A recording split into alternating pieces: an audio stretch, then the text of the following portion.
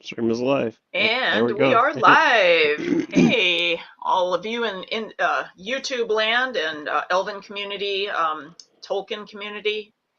This is Calantirniel, and I'm here with Dakyndre and Dave Woosley today Right. with our Way of Arda's lore, and we are going to talk about a very popular and potentially controversial topic, but I think that after this video is done, it won't be as controversial.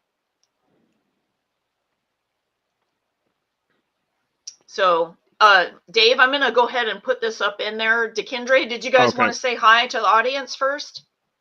Hey everyone, like Calantirniel said, this is going to be probably a controversial one, but one that we run into all the time. The number of emails and comments that come through on this topic are numerous. It will only be controversial because the pop culture idea is wrong. But Well, but that's there's a correct. reason for that, yeah, and we'll go into that in this right. video. So yeah, you guys might already have a clue about what this is going to be about.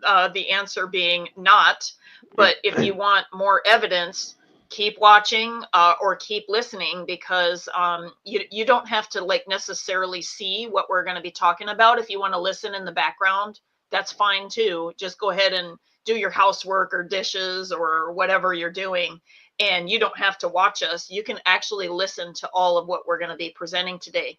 If you are in a hurry, we did put the HackMD article links down in the video description. So if you don't have a lot of time to watch the video today, you can actually look at the document that we have in the description of the video. And if you can't find that, just contact us and let us know, and we'll try to get you the direct links. Okay. So first, I'm going to go ahead and see if we can upload the Unveiling the Myth, Pointed Ears and Tolkien's Elves. Okay. Dave, did you want to take it away? Well, I did want to ask before I start reading, did you have in like another tab or something the Dark Guard quote that because I do after indeed. I oh, do okay. indeed. Okay, Yeah. because after during the under the lack of evidence in Tolkien's published works, when I get to the very end of that, then we're going to switch to the Dark Guard quote. So Okay, I it just want to might make sure. take me a minute or two in Oh, order to switch that's to fine. it. So if we That's could fine. do that, like, and not have to switch back, that would Right. be preferable to me because of StreamYard's software not working properly for some reason. Oh, So, yeah. Well, see, I have the main document up on other tabs, so oh, I can you just can keep. talk about it and then, okay, so we'll Yeah. just go ahead and let it be still there. By the Hmm. way, for all of you watching, the Dark Guard quote is also included in the video description. Hmm. So no problem there. And we also may bring up a different article, the Elven, the EDS as we call it, Yes. that may overlap in this discussion. Right. If we need to put that, we'll also either put it in the description or the live chat or in the comments afterward, depending on how this works. Depending on what the Right. audience needs to see and how much overlap and because sometimes as these discussions unfold, we kind of don't know what's going to be brought up sometimes. So Right. I just thought I would mention that. So Dave, I'm going to switch over to that screen, and that way I can do the navigation. Okay. Right. So Okay. I'll go ahead and let you read, and then if you want us to take over, you just holler it. Okay. And then Okay. Dakyndre, we're going to give you a time to discuss some of the things that you found in your studies of Elven folklore with Morgan Daimler, amongst other people. Okay. Correct. Yeah. Yeah, so because we both have different specialities. So my specialty is in the Legendarium and mathematics, and his specialty is in folklore and stuff like that. So that's Mm-hmm. that's the reason we'll be switching back and forth. So Awesome. Let's rock. okay, unveiling the myth, pointed ears and Tolkien's elves. The depiction of elves with pointed ears has become so ubiquitous in Ubiquitous. Yeah. in modern fantasy that many readers assume this trait was a defining feature of the elves in J.R.R. Tolkien's Middle Earth. However, a closer inspection of Tolkien's works reveals no concrete evidence that his elves, the Quendi, were intended to have pointed ears. This belief stems largely from cultural assumptions and the evolution of fantasy tropes rather than Tolkien's explicit descriptions. In this essay, I will argue that Tolkien's elves do not have pointed ears, relying on textual evidence from Tolkien's writings, the context of his creative process, and the comparisons to other mythological sources. And here we have the heading, Lack of Evidence in Tolkien's Published Works. In his published works, Tolkien never explicitly described elves as having pointed ears. Given his meticulous attention to detail and his habit of providing rich descriptions of his characters, this omission is significant. In The Lord of the Rings, The Hobbit, and The Silmarillion, elves are described in terms of their beauty, grace, and otherworldly qualities, but their ears are conspicuously absent from these descriptions. For instance, when Tolkien distinguishes elves from men, he emphasizes their eyes, voices, and general aura of beauty. In The Silmarillion, elves are described as the fairest of all earthly creatures. Similarly, in The Hobbit, when Bilbo meets the elves of Rivendell, their laughter, song, and joy are highlighted, but their physical features are not detailed. If pointed ears were indeed a defining or distinguishing feature of Tolkien's elves, one would expect this characteristic to be mentioned in these works. This absence becomes even more telling in scenes where mortals and elves interact. For example, in Unfinished Tales, Turin asks Sador, "Was Leylith indeed like an elf child, as my father said?" Leylith is his little sister. Sador responds that elven and human children seem very similar in their youth. If Tolkien had intended for elves to have pointed ears, this would have been an obvious physical marker that would have set them apart from humans, making such confusion unlikely. Moreover, in Tuor and Voronway's meeting with the Dark Guard, there is no indication of visible ear length difference or pointed shape that allows easy distinction. When Tuor is brought to judgment by Eldalie, the captain of the guard, he does not remark or distinguish Tuor's ears from those of the elves.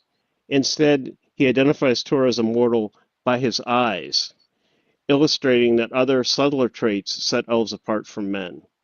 This silence about ears, even in close interactions, further supports the conclusion that ears were not visibly different.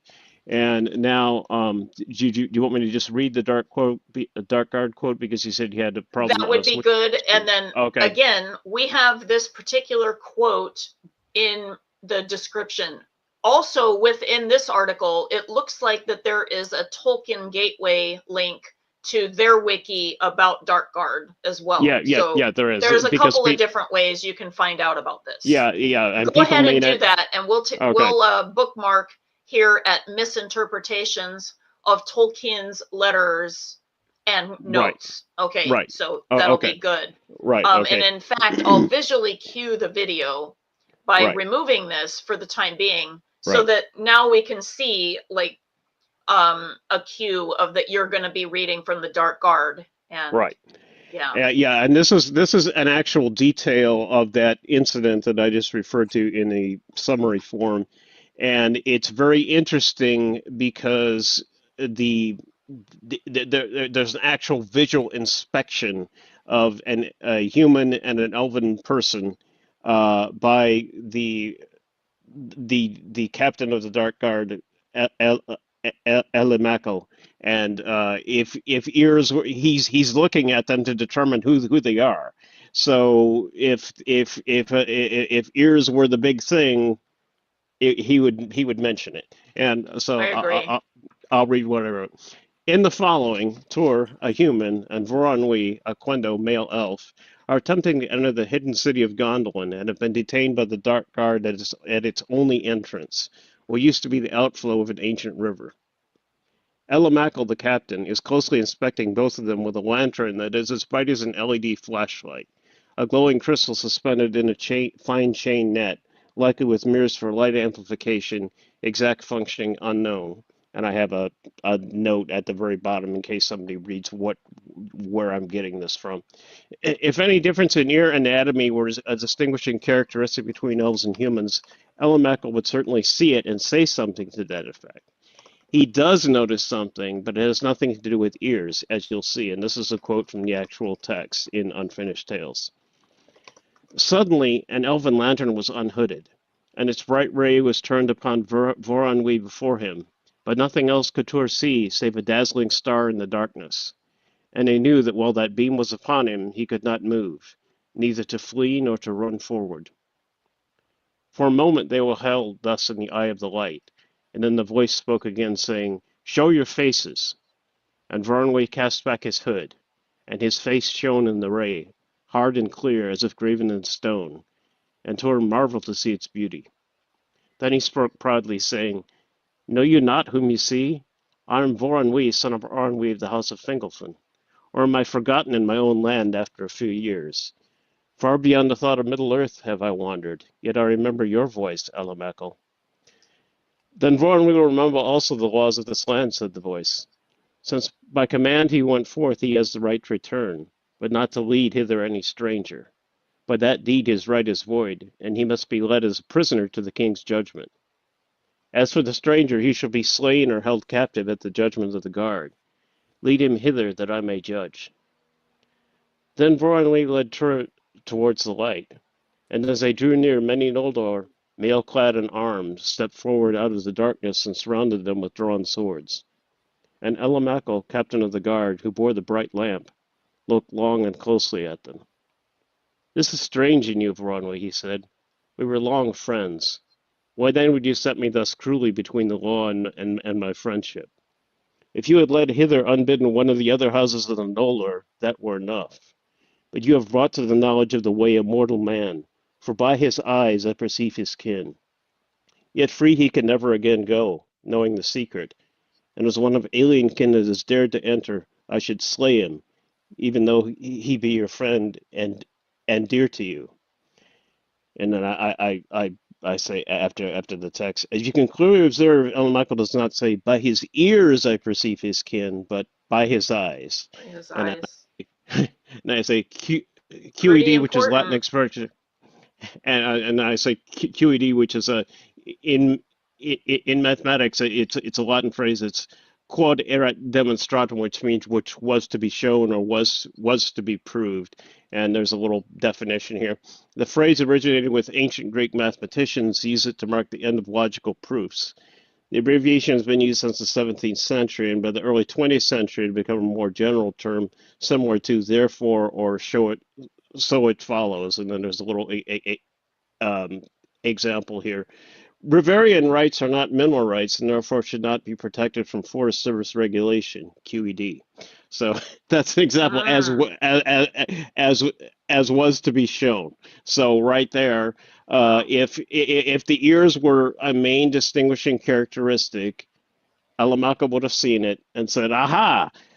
I see that you have brought a mortal man here because I can tell by his ears he doesn't have Right. points." You know. Right. Yeah. No, I think that it's very telling that Tolkien didn't talk about the ears being a differentiating feature between Right. elves and men either, although we have some, other things going on that may influence that one way or the other, but we'll get to that topic later. Right. First, I wanted to welcome Linda or Dragon Rose and Merlin into the room because they're here watching, and so we're Oh, really okay. happy about that. Hmm. Looks like we have about 6 people watching. Hmm. So hi to the rest of you who are either not able to comment or not able to say hi for whatever reason. We're really glad you're here, and we hope you're enjoying the content. So let me go ahead and load back up the document. And so we are at the headline of misinterpretations of Of Tolkien's Tolkien's letters letters and and notes. notes. Right. Proponents of the pointed ear theory often cite Tolkien's letter number 27 and linguistic notes as evidence. However, a careful examination of these sources undermines the argument for pointed ears. In letter number 27, Tolkien describes Bilbo Baggins' ears as slightly pointed and elvish, in response to a request from Houghton Mifflin for illustrations for The Hobbit. In other words, the Houghton Mifflin Publishing Company asked Tolkien what their artists should make hobbits look like. and his response was what was that Bilbo's ear should be slightly pointed and elvish. This description, however, pertains to hobbits, not elves. The use of the term elvish, within double quotes, here is vague and likely reflects broader cultural associations with fairies and folklore, rather than Tolkien's specific vision of his elves. Moreover, this description was intended to guide an illustrator unfamiliar with the story, making it a practical rather than a definitive statement about elvish anatomy. Right, because even Tolkien in his own letters had talked about that he wishes that elves were never what the Quendi were called.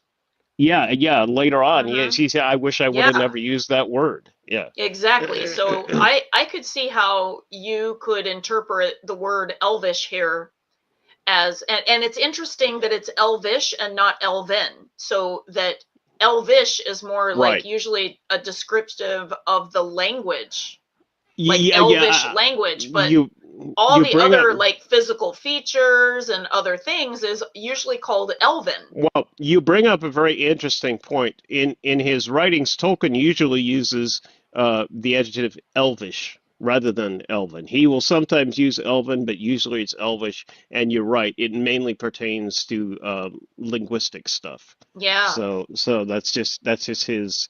I mean that's the actual evidence from the textual sources. Yeah. So So I mean that's just, it's so interesting that he yeah. did use that term, but I think you're right in that the artists were not familiar with his material, because otherwise why would they be consulting him to figure out what the kind of art would be? And it was a new publication; nobody had read it. And it was a new publication, so how yeah. could they know? Right. So yeah, and that happens in the publishing industry all the time. The artists do not read the books. They don't. Right. Okay, so I could see where the usage of that term would have been more in the folklore content rather than Tolkien's Quendi or Eldalie beings. Absolutely. In fact, there's a humorous story about it's also about a version of The Hobbit. There was a rip-off version. I forget the name of the What? publisher. I forget the name of the publisher now, but basically they published it without rights. So it was kind of like yeah. Oh. and their artwork for it. He said something to the effect of it looked like what are those two emus, and what is this strange Christmas tree? What is this image supposed to be? So in other words, it was so far off base. Yeah. Gotcha. Which, I mean, doesn't surprise me, because I do believe, and we've talked about this in other videos, some of which I will either link in the description, comments afterward, or what have you, that we really do believe that Tolkien was, like in an altered state and channeling these beings that ended up being called elves, maybe regretfully, but they are different beings than the elves of, Keebler, or, or, even the Alfar, which, by the way, I think would be probably the closest rendition to Tolkien's elves. Right. And even that is not identical. Well, and which we'll get into later when we go more into the folklore. But even the Alfar and the light elves and the dark elves of the Nordic traditions did not have pointed ears. It was not so we'll get into that more. But basically, the Nordic traditions did not have pointed ears. So if you look at, like, everyone's familiar typically with the Thor Marvel movies, and you see the elves having pointed ears, it's again more of a social cue, which I'll go into, rather than a folkloric cue, because all of the descriptions of Nordic elves, they were almost human in things. Again, ironically, in both the light and the dark elves of Nordic cultures, it was the eyes that set them apart, not the ears. You Very almost couldn't interesting. tell that they were Exactly. human. You almost didn't know that they weren't human. It took like luck sometimes to be like, wait a minute, that being I ran into wasn't a human. So it's not, even in Nordic cultures, it wasn't the ears, it was eyes. Very interesting. Thank you, Dakyndre. Would you like me to go on from? Yes, indeed. Okay. Thank you. Another off-cited piece of evidence comes from the etymologies. Now, in case people don't know what etymologies are, it's a linguistic specialty that deals with words and their changes over time, and it lists root words and how they change over time and turn into different forms in different languages. So Tolkien wrote all that sort of stuff for his Elvish languages. So this is where people dive into and say, "Aha! I found evidence," but they actually didn't. I'll show you. Another piece of evidence comes from the etymologies published in the Lost Road and other writings, where Tolkien links the Quenya word "hlase" ear to the root "las" listen, and notes that the Quendian ears were more pointed and leaf-shaped than human. And the reason that human is that word is within those brackets, it's blurred.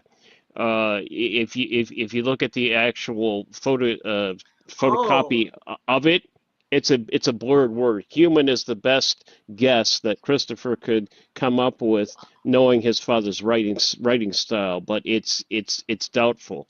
It isn't exactly known what that word is because it's blurred. So the Quendian ears were more pointed and leaf-shaped than something. Okay. I his see. Wow.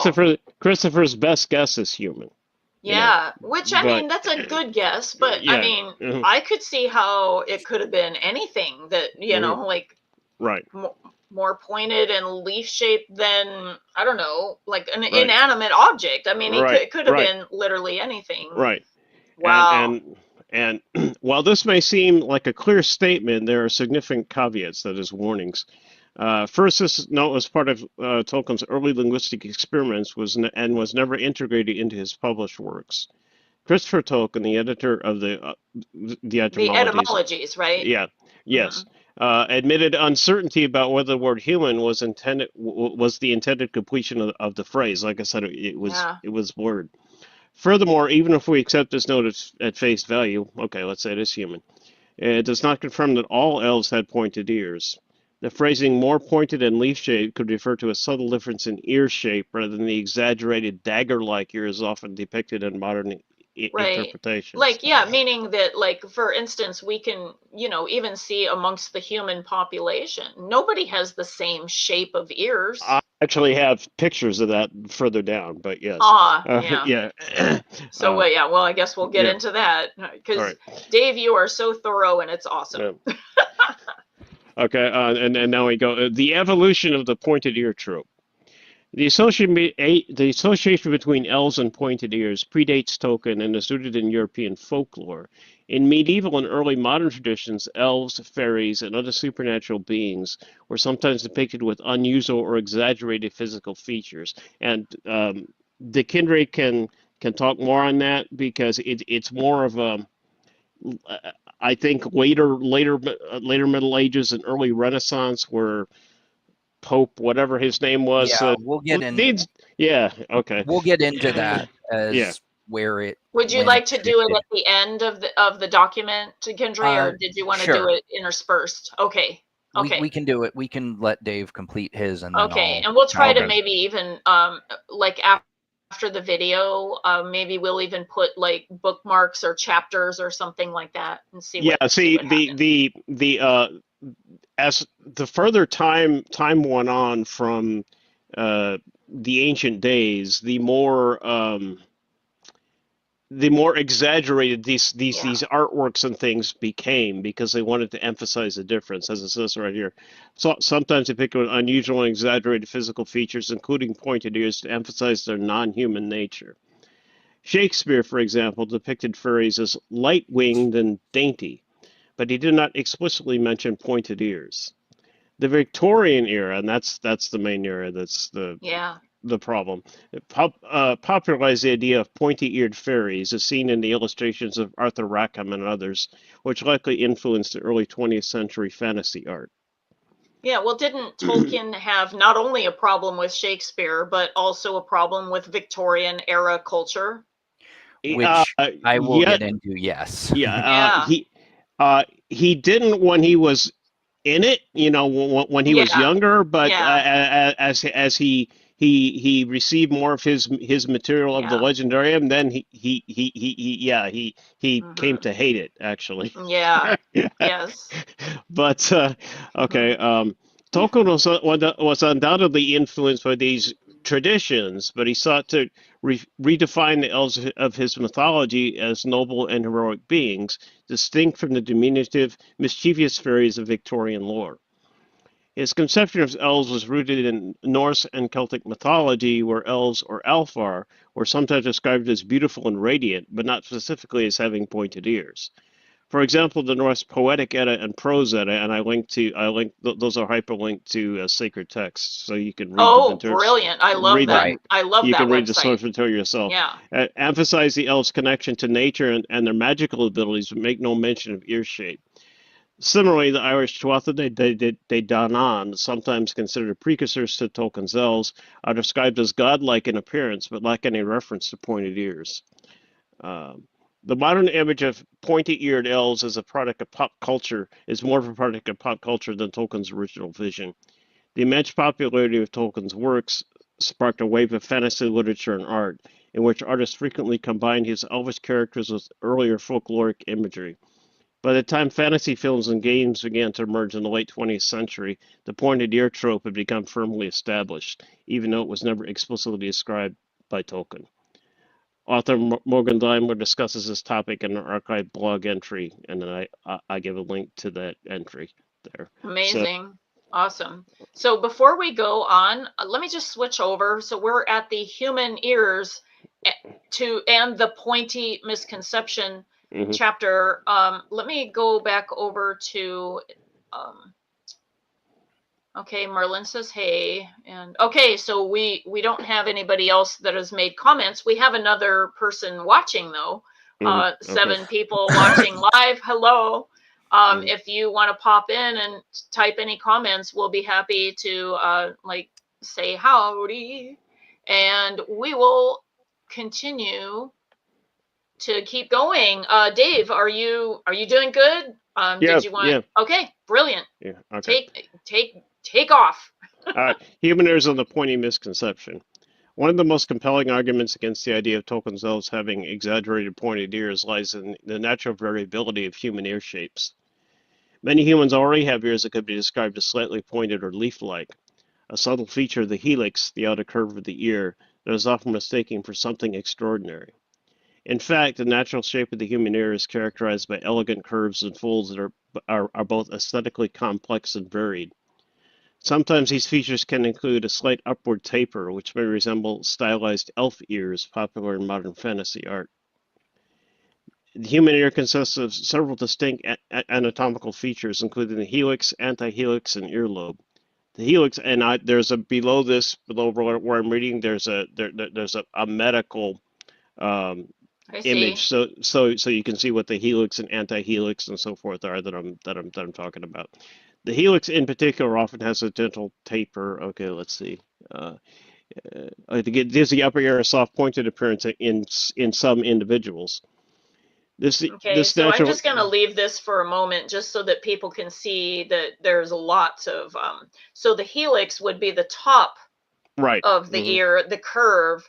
Right. The fossa of helix is the part on the inside. I guess Right. the Hmm. concave side, where the Right. other side is the convex side, and Right. then the antihelix is Helix. the part that's in the, like before it starts going into Yeah. the Right. canal. Right. Hmm. Yeah, and the lobe and all of the, yeah, there's a lot. And by the way, if anybody is interested, you guys should check out acupuncture or acupressure for the ears. Literally, there's a point on the ear that corresponds, just like with reflexology with the feet. You can do like ear reflexology or acupuncture and actually the ear is a schematic for the entire body. So there is a lot of nerve endings and those types of things that can be worked with in the ears. So just if you guys are curious about that. So Should I go okay, on? the images showcase. Okay, I'll just go ahead and read this part. The image showcases the structure of the external human ear, particularly the helix and antihelix. Comparing such images to modern fantasy depictions of elves reveals that, in many cases, the exaggerated, quote, elf ear, unquote, is simply an amplification of natural human anatomy. And like, look at And this below that, variety of ears yeah, that we have. right. And not only the variety of shapes, but also like what's very interesting about this photo is that some of them like protrude, like they're bent Right. forward. Some are closer to the head. Some are angled back. Some are angled forward. So, I mean, there's a lot of variation. Exactly. Yeah. And that's what people tend to overlook. They overlook the Yeah. variation, you know. Yeah. Or they see like their friend has something that looks like maybe the third picture there and say, "Oh, my friend has an elf ear, yo," you know. Yeah. And actually, a lot of babies have Mhm. elven looking ears, meaning the pointed helix. Mhm. There's a lot that do, and some of them will still have that when they get older, but some of them will grow out of it and it'll fill in differently and look different than when Mhm. they were born. So, I- yeah, I'll just go over the part that I partially read because we were looking at the pictures here. The human ear consists of several distinct anatomical features, including the helix, antihelix, and earlobe. The helix, in particular, often has a gentle taper that gives the upper ear a soft, pointed appearance in some individuals. This natural shape could easily be interpreted as more pointed and leaf shaped when described poetically, as Tolkien often did. Notably, Tolkien's work emphasized the elves' heightened beauty, grace, and refinement, characteristics that are frequently described in idealized terms. It is entirely plausible that Tolkien envisioned elven ears as a subtle enhancement of human ears, refined in their shape, but not radically different or exaggerated. In other words, not like those dagger ears, which are, yeah, from my point of view, hideous. But yeah. but No, that's me. Okay, and I'll go down below the ear picture here. In okay, particular, modern people seem fascinated by a variation known as Stahl's ear, and there's a picture of a baby with Stahl's ear there. yeah. Um, Actually, I think that I had it right here. yeah, yeah. Yeah, Oh, okay. Which they often associate with an elven appearance. It is more likely, however, that this association is influenced by the depiction of Vulcan ears, which are examples of Stahl's ear, popularized in Star Trek since the 1960s, thereby conflating these with Elvenness through cultural diffusion. And cultural diffusion is um, a big operative process behind the scenes for a lot of these tropes. Elven ears is just one of them. I mean, mm, it's it, uh, cultural diffusion, especially in a globalized culture, it it it it generates tropes like sparks from a grindstone. So uh, yeah, and similarly, the leaf-shaped description attributed to Tolkien's linguistic notes could easily be interpreted through the lens of human ears that subtly echoes the structure of a leaf. For example, the folds and curves of the antihelix and helix can evoke the veins and edges of leaves when viewed from the right angle. Some studies on human ear variation, published in anthropological journals, even classify certain ear shapes as tapered or curved, further blurring the line between what is considered natural and what might be seen as elven. mm, And I'll go to the conclusion here since we're here. This is a relatively short article. The idea that Tolkien's elves had pointed ears is not supported by the textual evidence of his published works, and the references in his letters and notes are either ambiguous or pertain to hobbits rather than elves. Tolkien's description of elves focus on their beauty, grace, and otherworldly qualities, but their ears are never singled out as a distinguishing feature. The pointed ear trope, while popular in modern fantasy, is more of a product of cultural traditions and artistic interpretation than an element of Tolkien's mythology. By carefully examining Tolkien's writings and considering the broader context of folklore and fantasy art, it becomes clear that the pointed ears so often associated with elves today are not a canonical feature of Tolkien's Quendi. Instead, they're a projection of later interpretations that have taken on a life of their own, disconnected from Tolkien's original vision. And then I put in here because I've seen people try to use logical fallacies to try to prove or disprove this, and I'm a mathematician, so this is my note. It's crucial to clarify that the method of analyzing logical fallacies, which I've encountered in various Tolkien-related discussions, does not provide a means to affirm or refute whether Tolkien intended his elves to have pointed ears.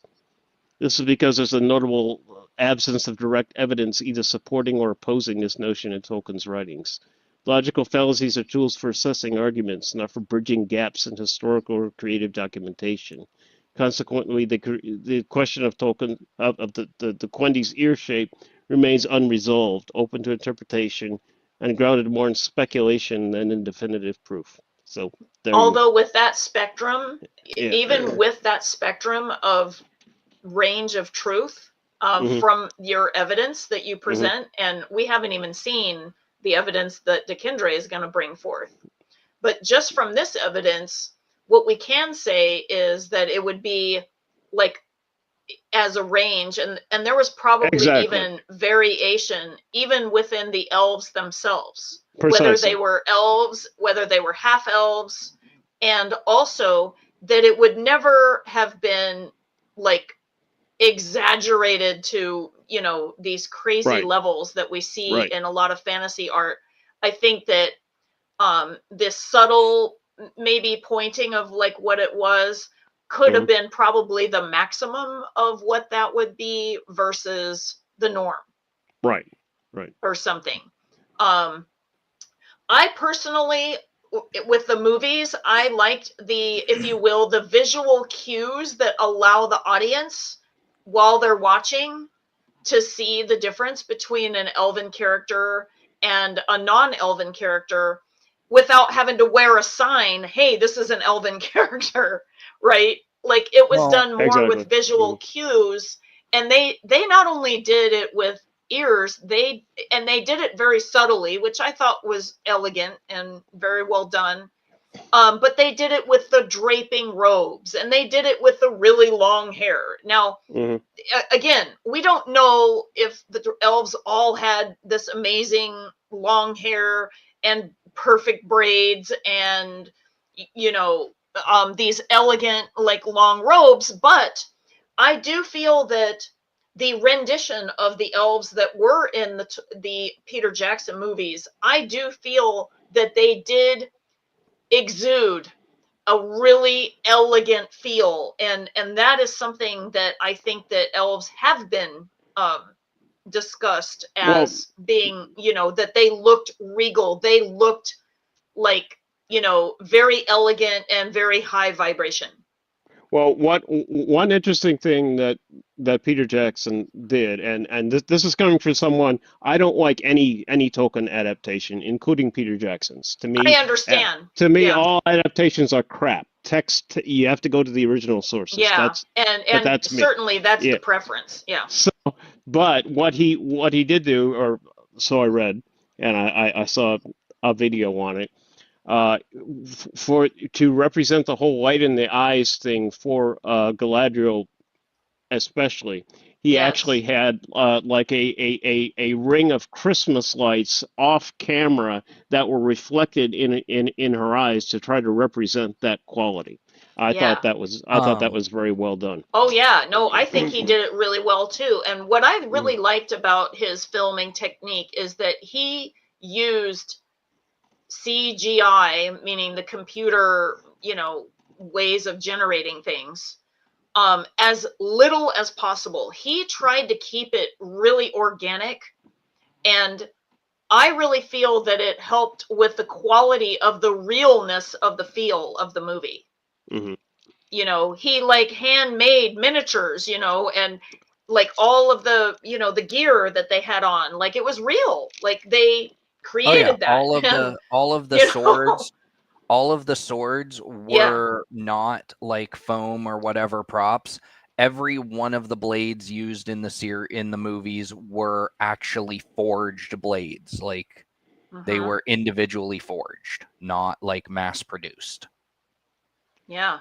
No, As I mean, it opposed, was incredible the amount of realness and detail that he was doing. And even with, like, so for instance, remember the orcs and that big mace thing that, like, I mean, and this is just like off topic, but I'm describing the level of real that this was. But he also was, because of the genre of this movie, he wanted things bigger and bigger. Like, so for instance, like with the orc, you know, and the mace size, like it just didn't look right on the film, and he's like, no, we need to make it bigger. And pretty soon this you know, this mace on a chain is, you know, the chain is like this big around, right?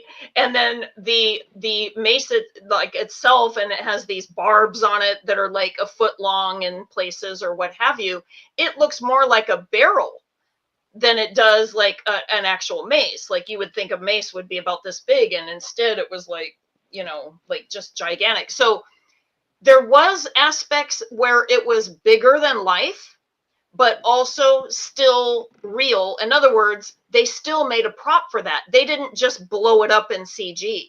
They did very little CG, and that is one of the things that I really liked about how I they must did say, that. I have to make a confession. When I first saw Peter Jackson's movies, I thought they was absolute crap because I'm textual based.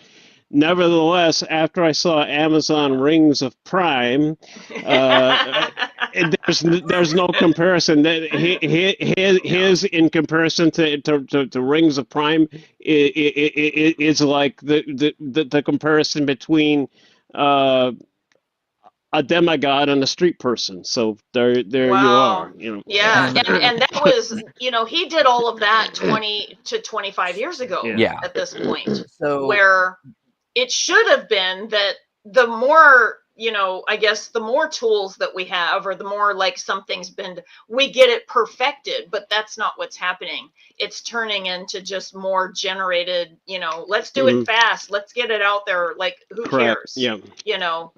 And As they refer to it now, intellectual property, and well, there's that, but and also really we realized that Amazon Ring as a Power was more of a fan franchise. That does it. fiction license. Yeah. Okay, they were licensed to only use the names of the characters and maybe some, you know, other things, and they did whatever they wanted with the They actually story.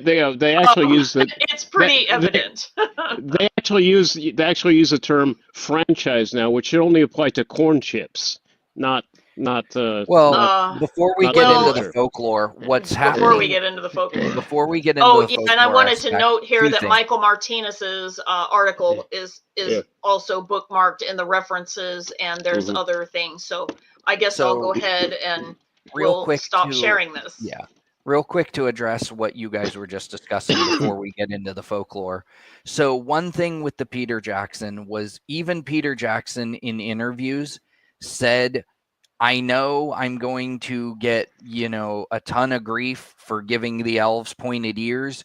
He said very blatantly in several interviews, I know and the others know that the elves in the books do not have pointed ears. So he was like, I know I'm going to get grief for it, but it was put in as a social cue so that you didn't look at two long-haired people on screen and go, well, is that guy a human from Rohan or is that an elf from Rivendell? So the subtle ears pointed was not following with a trope that they knew was inaccurate. It was more for people who hadn't read the book, for the general sort of average screen watcher who wouldn't know the difference if it, you know, bit him in the rear. Oh yeah, because perhaps, I mean, we would even say that 80% of viewers probably never read Tolkien. To be Yeah. fair, I had to watch the second one before we go into the folklore. I had to watch the first one. twice in theaters. And the reason was I went to the theater to watch it, having read the books growing up. And I ended up sitting with a friend of mine who had read the books she had, and about 8 of her friends that showed up unexpectedly who had never read the books. And when you talk about the average reader, I kept missing things because one of the girls I was sitting next to would say things like, wow, that blonde guy with the bow is really good. He's never missed. Yeah, he's not going to. Right. Yeah, Why not? you And don't I would have to understand from the explain. stories. I'm like, he's 2,500 years old. He spent the first 1,500 years of his life shooting bows at targets. Like, that's all he did for 1,500 years. And so it's like, he's not going to miss unless he Right. wants to. And then it was like other things where they held up the armor in Rivendell. And I'm sitting here going, oh, wow, Yeah. that's Mithril. And she's like, oh, is that good? So without pointed ears, the average watching person of the movies who had never read the books would be clueless as to who was an elf and who wasn't. So social cues were needed. Wow. It Yeah. was, yeah. And I mean, and I see why. I mean, by the way, this isn't the only movie to have to visually differentiate characters. No. I think that that's probably a lot more common with fantasy movies because of the fact that most movies have mostly human characters, right? But there's all kinds of things that are like visual cues to who are the monsters, who are the, whatever. Right. And again, it has to be made for the average, non-educated, moviegoer, rather than for a sophisticated, right. well-read audience. So from knowing that, I think that they kept it pretty in line as much as they could for Peter Jackson. And by the way, I know that even the theater, like the cinema, the New Line cinemas and stuff, like who were actually more of like funding everything, were like, come on, we got to just get the movie go. Like they didn't care about, like get it right as much. I think Peter Jackson tried to get it pretty close in a lot of areas where, he was getting pressure from, just make, like for instance, the subtle energy. And we knew, all of us that read Tolkien, we knew that it was like, no way. But like the moviegoers were like, oh, are Eowyn and Aragorn a thing? Right? Because they kind of did that in order to build interest, not for the Tolkien audience, but for the regular, moviegoers. Right. To make them think, oh, it's a romance, or, and it wasn't. Okay, like we all knew, like, no, that's not gonna happen. So one last thing before I jump into the folklore was, okay. You brought up the pressure from the movies, just to touch on those. Peter Jackson, for those who don't remember, did something with the Tolkien or with the Lord of the Rings movies that had never been done before. So he went to the New Line Cinema or to whoever it was that backed his movie idea. And he requested upfront $300 million to make 3 movies. Hollywood at that time, and pretty much even since, had never agreed to ever make 3 movies at once when they hadn't released the first one. So he wanted to keep continuity. So the actors looked the same age, things looked the same. So he went to the producers and said, I want $300 million to film 3 movies at once. He was convincing enough that they did it. So the pressure, though, was, hey, we have $300 million wrapped up in this, project. Sure. We need to see a return. Yeah. I know. And actually, I was thinking about that, like with even the Back to the Future movies, which, by the way, luckily, they nearly identically recast. But even then, there was 2 actors missing. And then what they did was they took pieces out of the original movie. And by the way, I learned behind the scenes that they did not ask, for instance, with Crispin Glover's character, like to use those images, and so like there was lawsuits and other So things because of behind the that, yeah. scenes. So because of that, that is why there was some pressure. Was they had never? They usually will release a movie, see how it does, see what the reception Yeah. to it is, and then green light the next one, and then green light. They didn't want that, so he did it all at once. So there was some pressure to, hey, money Yeah, talks, I and we've think got a with Back lot. to the Future, they negotiated 2 and 3 together, but the first one that had to prove its muscle first, you know, to Right. get the audience. So, but Yeah. moving on to the folklore aspects. So Okay, so we're gonna pre like maybe we'll do. Oh, I don't have it up anymore. that's all I right. was thinking like maybe we could just show a So photo or something. what you typically find in classes with Morgan Daimler, or even in books like Elves, Rights, and Ooh, Trolls, elves, which wights, is and trolls. which is Keldulf Keldulf Gunderson. Gunderson, which is not his real name; it's a pen name. But Okay. he is a specifically Scandinavian folklorist. Does books on runes. Is very fantastic in his Nordic lore. So Morgan Daimler, as you know, Lisa, and having met Mm-hmm. her and done classes, she focuses a lot on the Irish, Scottish, sort of Celtic narratives.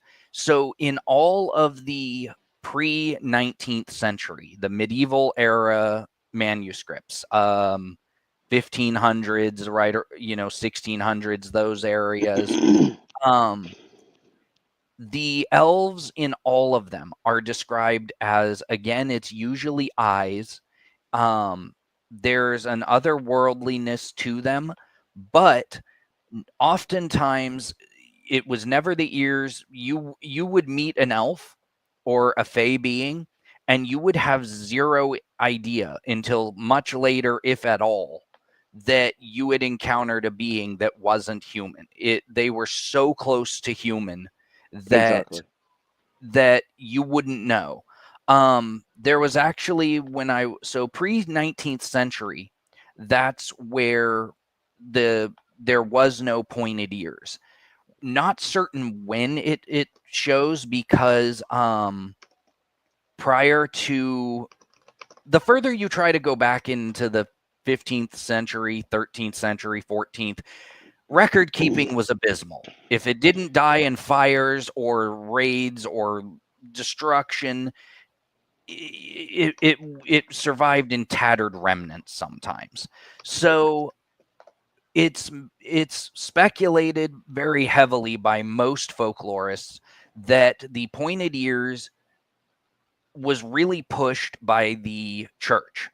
And the reason was at the time in the medieval eras, if you look at their gargoyles, if you look at their depictions of demons from the church, they all have elongated, pointed ears, which the church was pushing as a narrative to, this is how you knew it was demonic. The ears gave it away, primarily.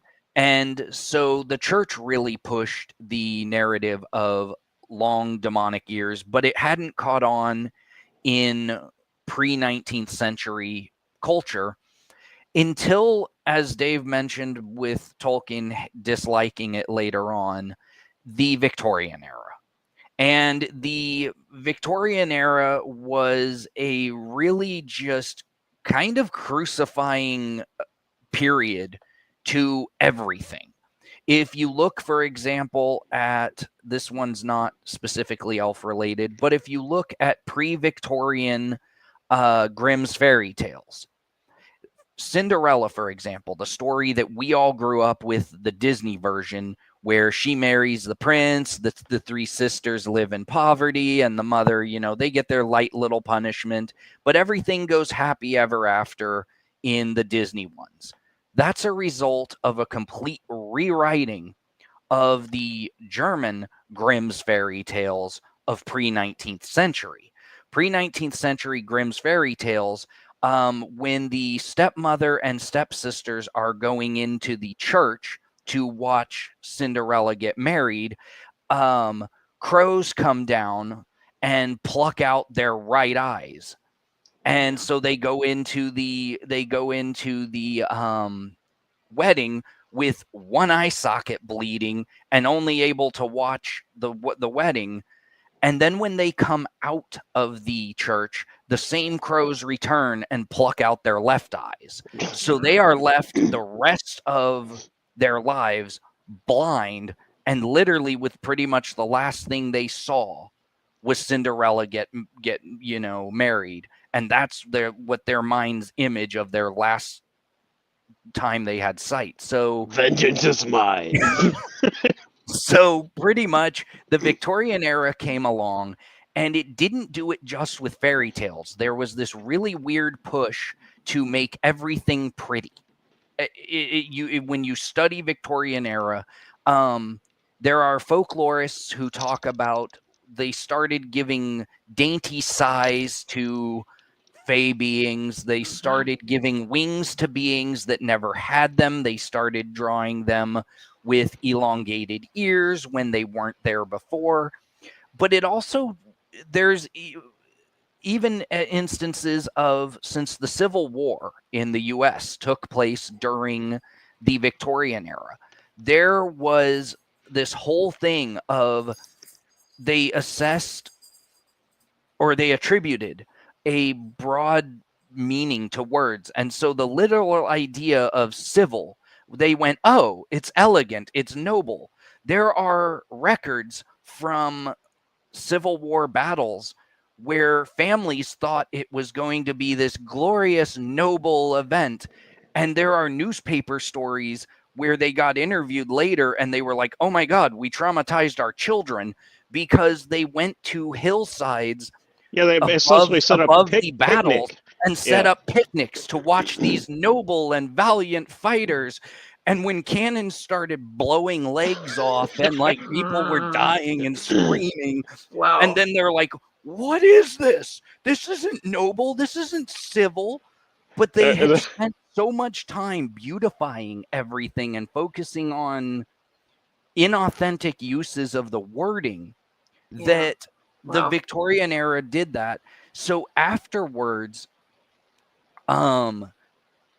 writers who had, again, never read the topics or just went, well, what's the material?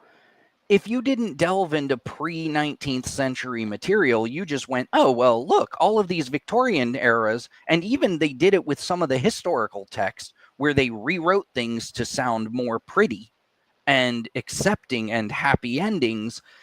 That's where you got it pushed forward into fantasy fiction. It pushed forward into Dragonlance, Forgotten Realms. Elves had these pointed ears. That continued into movies, and then it continued into video games and anime, and it became so accepted that it's just been culturally accepted that, oh, this is a characteristics of elves, when it wasn't. I just because the Civil War is one of my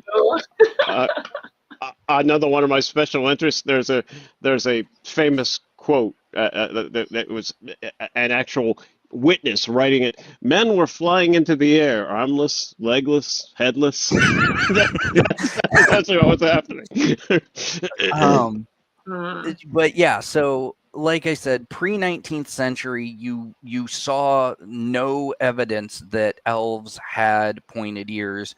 And like I said earlier on in the video, even in the Nordic studies, the elves it was their eyes. It was very much their eyes. And there was a folklorist, I don't have his name because he posted in a folklorist thing, but he was addressing comments of someone made about pointed ears. And this guy said, folklorist here to address the last bit of your question.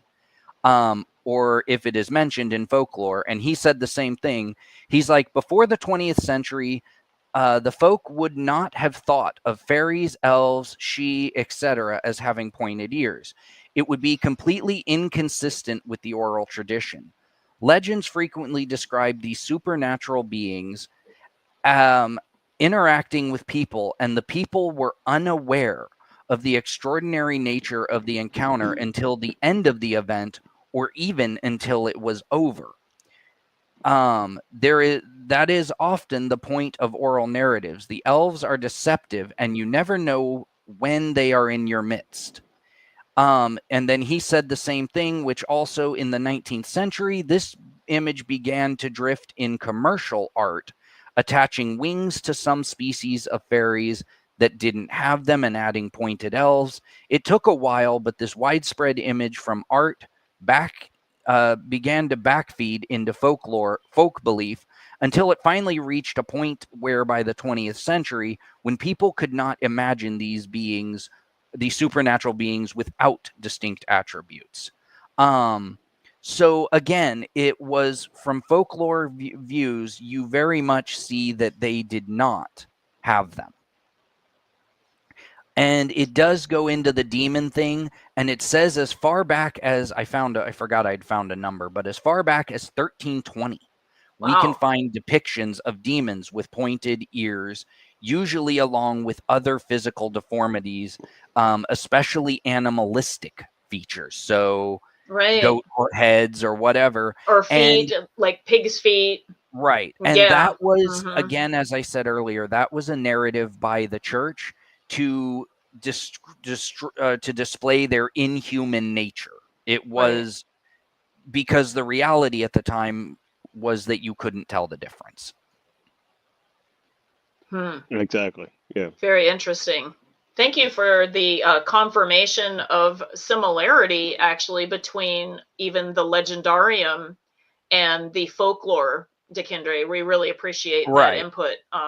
So that, we wanted to make sure that this video covered both what Tolkien said, as well as the overarching, if you will, Elven folklore, meaning legitimate folklore, as well as elements of modern fantasy that brought these other ideas more prominently into popular culture at this point. Well, and when that started and how it started. And as stated in the beginning, the reason we needed to cover this controversial topic is, as someone who online interacts with the otherkin community, pointed ears comes up so often as the reason that people are. I have nothing against it if you're doing a Comic-Con or you're doing, some sort of fantasy event. But there are people running around buying long pointed ears off of Etsy and Amazon, and their whole nature, even in the otherkin community, is, well, I'm unhappy with my human ears, so I'm going to go put these elongated ears on to show my the elven ears that no one else can see. And it's like, that's because you don't have elven ears. Right. Because I will be honest, I like the pointed, the wire work ones, but to me it's more like jewelry that enhances that leaf kind of shape, but I don't want my actual ears to be done anything with. To me it's more of a jewelry, it's an aesthetic that. But we get it all the time. I just want to say, while we're on this otherkin topic, I'm an OG Tiger Therian trope, and being OG, I don't consider myself part of the otherkin community. So to my knowledge, most Therian tropes don't consider themselves otherkin either. And actually, I would even go as far to say is there's even a lot of people that resonate with Elven archetype that don't see themselves as otherkin as well.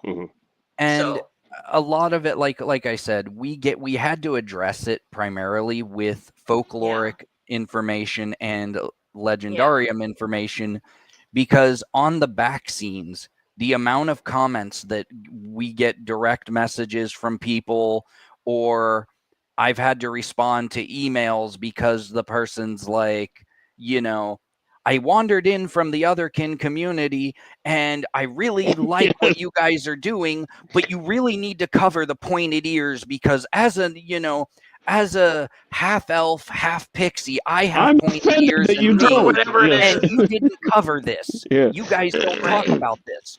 And, Right. there's tons of evidence that it's here. And then we have to respond with, hey, not knocking what you Actually, do. You not do you. really. Yeah. You do you, but we are not going to Yeah, we validate want all of the community, what. even the otherkin community, to, if they wish to embrace that, they need to realize it's a modern concept and what it was actually based Well, on originally. They need to know this before they, and also like it's not what they don't need to it, be like going, oh wow, this is like always been, it's ancient history. No, it's not. And well, they will, and I mean, they will legitimately get angry at you when you tell I them no, know. I know. because So it's we like, want you guys to have the facts. And yes, you can, I guess that, for your purposes of whatever it is that it is your motivation right. and what have you.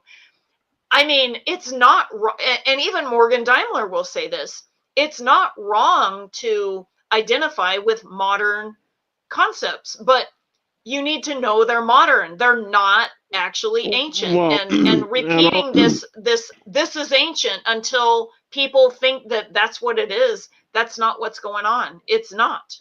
and also, well, a problem for me personally is, you know, basically I helped found both this organization, Way of Arda's Lore, used to be called Tia Eldalieva. Eldalieva. Yeah. I also founded Valley, and my original idea was Legendarium centric, not Elven centric.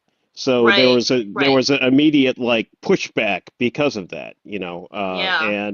and Well, that's why our new name is actually really resonant right, of like what your yeah. original vision was. Yeah. From my point of view, and I just developed a term for the people that are like so elven focused.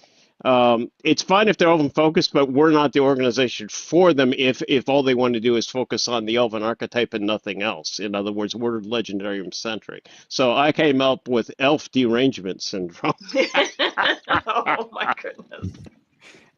But yeah, And should I share that link in the live chat? Yeah, why not? it, Why it, not? it was a it was a Okay. comical little article. Yeah. Well, But like I said, these are like obviously for people who take it to an extreme. Okay. Yeah, right. well, and that goes for, But in we can essence, all learn from this, even in the neo-pagan community, there was it started to disappear, thankfully, a bit, but for a good 5 years or almost 8 years, I want to say, there was this weird thing where people in the pagan community started this idea that, oh, all magic is only good. You can't get harmed by it. There's no danger whatsoever with magic. And I equate that to the idea of you coming in and telling me, hey, I'm going to use a ladder to go grab the 450, volt power line outside my house. Fantastic idea. If you're aware that you need to ground the line first. But if you're sitting here going, no, I'm going to use a metal ladder and go grab it because I don't believe it's going to harm me, there's a ton of evidence that says you're going to light up like a Christmas tree. Yeah. I'm gonna take the 40 caliber out of my drawer here and point it to my head and pull the trigger. Nothing will happen. It's all a hoax. You're gatekeeping, right?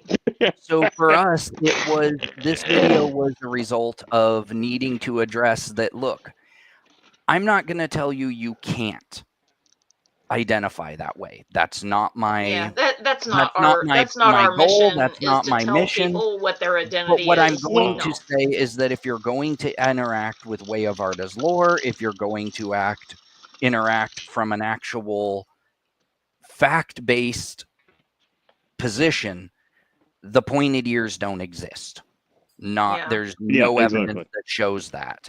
And so to argue, well, I know better than all of the folklorists and all of the written material is kind of conceited. Well, and the people who are really interested in that, there are other groups for them, like Silver Correct. Elves, or The Silver Elves all the other Yeah, the forums. Silver You Elves know, welcome 100%. yeah, everyone. yeah, So they're, yeah. And you may find your tribe, over there. So we're all too happy to refer to where you're supposed to go if you're looking for more of the like identity or maybe confirmation of something that you are like. So for instance, we've had some folks that are I've had past life memories and I'm trying to find my past life families. Yeah, that probably doesn't happen here as much because and we're not saying that we don't have a vibration that is, like, I guess, attracting our tribe too, but that is not the basis of this particular path. This particular path is studying what we believe is, it's not an ancient source, but it is ancient in essence, if you will. it's Um, shamanic. If and you it's want to watch because my it's a shamanic shamanic video, bridge yeah, between who brought it forth and also, yeah, like once you experience that energy, you realize it is very, very old. Okay. And Um, it's but that also, is not the same thing as saying that's my identity and that's my, like, that's well, not what's happening. and this particular path is something, for me at least, I'm not going to um state, definitively that it's has to be this, but for me, my focus in this, in helping shape this path, is one that is as much faith and spiritual based as it is scholarly based, because exactly, yeah, too Yes. Thank often you, I find Dakyndre. out, I've seen growing up in devout Christian homes, I've seen in a lot of places, even in the scientific community, it exists as much on both sides of the spectrum, where people will place an overriding faith that ignores the scholarly, to the point that they will state, well, this rock is 65 million years old. Well, is it? Or are you merely Yeah. testing an element of the rock? It flips both sides. I've seen people put almost a spiritual faith in science to the point that it becomes unhealthy. So for me, what I try to do with the group is guide it in a way that is grounded in both faith and reason. Yeah. exactly, yeah, Yeah. yeah. Well, and also we have spiritual knowledge. I mean, it's not just only scholarly knowledge, but Correct. Well, I if you think that look at there some of is a our other, bridge between them that we i- can access those if you things, look at, but we if you look, can't just ignore, like, what is real. I mean, in the process, and what we're i- talking about is, we still have a body here, if and you we look at still some of need our to other recent navigate that to a videos, degree. Yeah. if you look at some of our other recent videos, like my shamanism video and my That is linguistic one, linked. that I video, put the yeah, link for that yeah, in this video because I felt like it would be a related video. mm, Later, we're going to okay, be cool, doing, and I know that we haven't done it yet because we were going to do a different take on the Tolkien and shamanism video and frame it. It's basically the same material, but we were going to frame it with different language around Tolkien and channeling. Not only the languages, but the stories and the beings and everything. We just feel that there's a very strong argument for that, and we just wanted a different way for reaching different people that may use different language to communicate the same things that a person would use for shamanism. That channeling, like, it's kind of different, but there's a lot of overlap. So we were going to be doing that video as well. And don't forget also to watch the Tolkien language video that we just recently did. That is one of our best videos that we did for 2024. Such a popular topic. We probably need to do more on languages, except that we're not linguists, but you know, maybe we can figure out some other content for the language overlap without having to teach the language, because none of us here are Elven linguists by any stretch. Right. The definition is what I was going to say. Sorry about that. Are we about ready to wrap up? Before we wrap up, I wanted to say hi to Vera Faith, who's in the room. She finally got into the video. So, Do we have any questions from the no audience? questions that I can see so far, but this is the All right. last call. And if if anybody has any questions about what we've talked about, and if you have like referrals that you might need or something like that, like if you're going, oh well, I'm one of those people that I think this, that, and the other. If you need a referral from us, we're happy to provide that for you. Exactly. Yeah, absolutely. This isn't like about like, it's just that we have a different emphasis and a different purpose in a sense. We're on a spiritual path rather than like an identity path. Now, I do understand the overlap between knowing who you are on the inside and feeling like you need to explore that. So we totally want to give you resources for that if that's what your direction is pulling. We want to be able to point you in the right place. We also like you guys visiting our videos. Maybe you don't want to be like a permanent part of our community, but you want to pop in occasionally and talk about what you're learning here. We like to give you some deep dive content. Thank you, Dave. Thank you, Dakyndre, for allowing people to like really understand like a lot more of the depths of like even their own, like perceptions, their own ideas, in order for them to go deeper with those things. Like sometimes, it's like a matter of like, oh, wow. I always like, I wondered about the ear thing, and then the leaf, like Elven leaf, ears, and the same word, and those kinds of things. And we like to give you guys a deeper knowing of that stuff, not just because of right and wrong, like that's not the only reason, but it's actually to deepen your own paths. Well, that's and why to deepen your understanding of the material, not only Tolkien's material, but like the world, because we just brought in folklore for you now too. That's why I'm actually glad recently, within the past year, I used to publish basically exclusively in PDF format, but I've kind of switched over to HackMD, which you can if you have the link, you can read it in your web browser because it's easier for people to access. It makes it more accessible to a lot of people. I still do PDF publications if I'm doing extremely detailed stuff, but I believe HackMD is a more accessible format. Yeah, we're so happy that you found something that really works for you. And I wanted to mention that Merlin said good information. Thank you.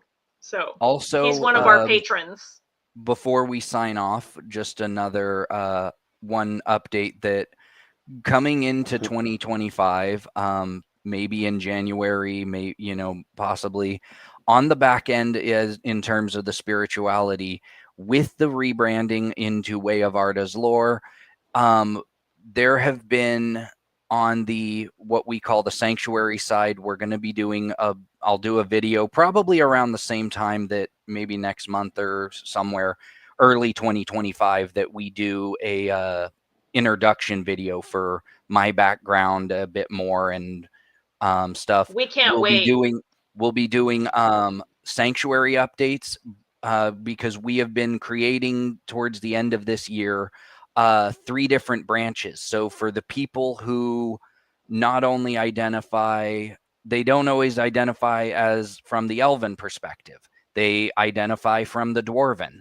There is a whole branch that's being created that's going to delve deeper into a bit more of the Dwarven aspect and then a human aspect. And each of those different branches will be approaching Tolkien's spirituality from a completely different lens.